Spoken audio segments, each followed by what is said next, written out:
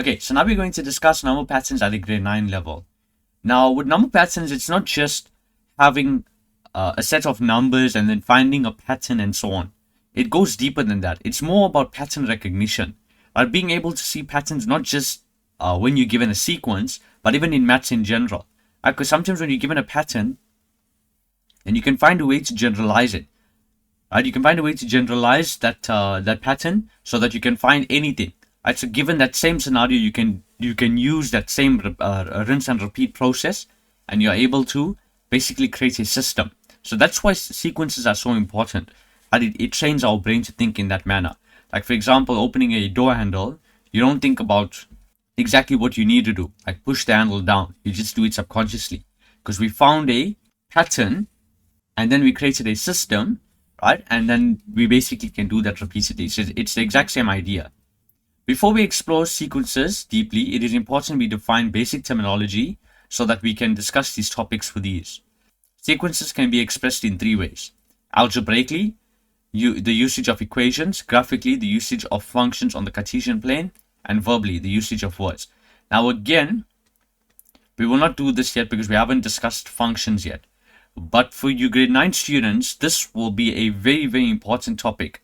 And I'll be the first to tell you that whenever you look at equations or expressions, always think in terms of functions. So the functions lends itself to many different sections in maths. So that's the reason why when I teach maths, I always bring functions up. Always, right? A sequence is a ordered set. So it is a unique arrangement of a set.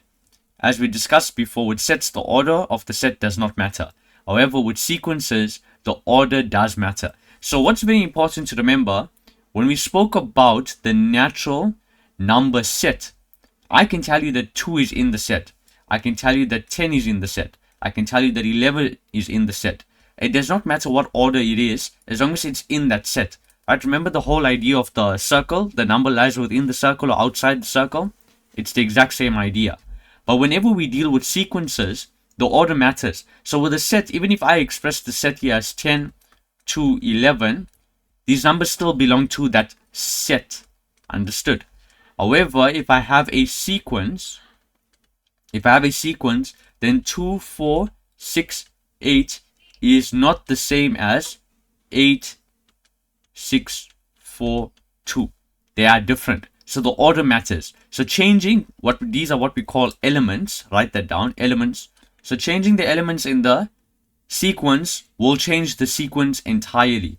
But changing the elements in a set does not change a set. So these two sets are equivalent. Understood? So that's why we say with sequences, the order does matter. Okay, so now let's introduce some terminology. And I want you to take this terminology down so when we're discussing these ideas, they are relatively easy to understand. So this is the sequence of even numbers. The numbers 2, 4, 6, 8, and 10 are the terms of the sequence and denoted by T. So this is a sequence. Each number in the sequence is called a term, right? T1 refers to the first term. So when you say T and you put a subscript, means in small at the bottom, T sub 1 is what we say, or T subscript 1 refers to the first term of the sequence. T subscript 2 refers to the second term of the sequence, and T subscript 3 refers to the third term of the sequence. And these values 1, 2, and 3 refers to the position of the term. It refers to the position of the term, like first. See, 2 is the first term in the sequence. 4 is the second term in the sequence.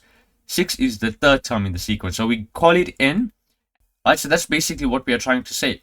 Now, when you say Tn, so some random term, it refers to some random term that will be here. See, n refers to like some imaginary number that lies very far. Right, so we're trying to generalize. If I give you some n value, what would the t value be? That's what we basically say by Tn. We were talking about generalizing. So it refers to the equation that would generate any term of the sequence given its position. Right, so if I have to complete this table here, the n will basically lie right at the on the extreme right, because it's saying if I can give you some position of the term, let's say the 100th term, will you be able to tell me what's the term itself? What's the value of the term? Understood? So that's why we say Tn. It's a generalized. This is why if this is a pattern, from the pattern we're trying to find out some general idea that we can use to solve for any term in the sequence. Understood? Right? So any term, these are terms in the sequence. When we speak about position, there are a few things that we must consider. Firstly, positions are always given as discrete figures. Meaning, what does that word discrete means? It means that it'll be 1, 2, 3, 4, 5. It cannot be 1.5, 1.2, 1.3. No. Meaning it cannot be decimals. It'll be in natural numbers. That's what we mean by discrete. It's exact. It's complete. Right? There's no fraction to it. That's the first thing. The second thing you need to remember is that you cannot be placed the 3.5 position in your class. It does not make sense. And you cannot be placed 0 in the class. Understood? You're either first, second, third, fourth, fifth, sixth, seventh, eighth.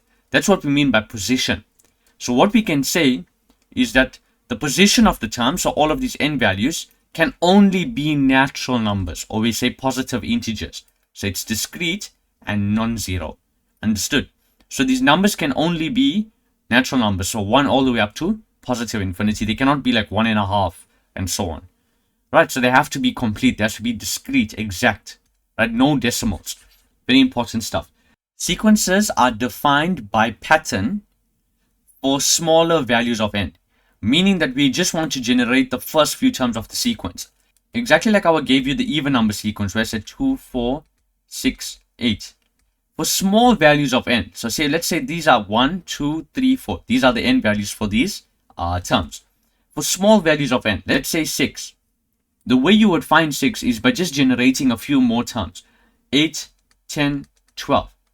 Right? So that's why I'm saying for smaller values of n, so for smaller position values, instead of finding the general formula, you just have to generate a few terms of the sequence, as I said, by pattern. For smaller values of n, the sequences are defined by pattern. So you're just looking at the pattern and saying, okay, I'm adding 2, adding 2, adding 2, adding 2, and so on. But for bigger values, for the same one, let's say 2, 4, 6, 8, 10, and let's say we want the 100th term. You cannot complete this sequence and go right all the way up to the 100th term. It becomes inconvenient to define. That's when we use the Tn approach. So that's two things that I want you to keep in mind. For smaller values of n, we use the pattern. For bigger values of n, we use the formula. We find the formula so we can just input the n. Because remember, we have a pattern. If you have a pattern, you can build the system by using a formula. Understood? So sequences are defined by its formula for larger values of n. Understood?